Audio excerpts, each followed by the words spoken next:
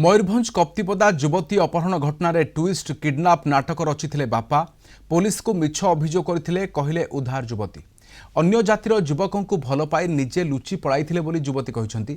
गत शुक्रवार संध्यारे कप्तिपदा बजारु सोडुसोडिया गाँवर जड़े युवती अपहरण होइतिबा अभियोग करथिले युवतीको बापा। 4 जण युवक मुहरे मास्क पिंधि आसी अपहरण करनेबा सहित हत्या धमक देइथिले। कप्तिपदा थाना युवतीको बापा एभଳି लिखित अभियोग करथिले। तेबे पुलिस अपहरण परिवर्ते निखोज मामला रुजु करने को चाप पकाइथिबार सांघातिक अभियोग आनिथिले। कप्तिपदा पुलिस विभिन्न स्थान में चढ़ऊ करी कप्तिपदा अंचल ही युवती को उद्धार करिछि। युवती उद्धार हेबा परे सामना को आसीछि पूरा घटना।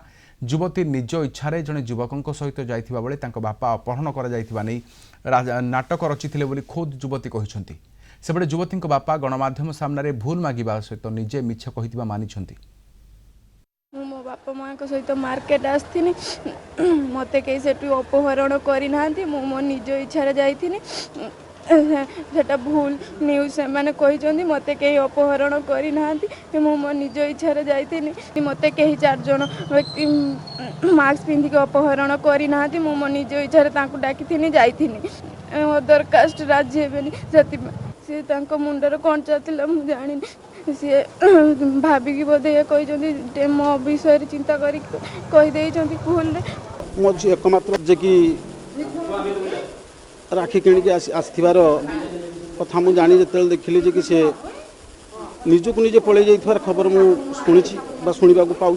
तेणुक मुझा पूर्वर से सब तथ्य मिथ्या से सब कहानी नुहे मानसिक स्थिति भाराक्रांत मानसिक स्थिति भाराक्रांत होते जड़े व्यक्ति जे आबुर जाबुर जपे।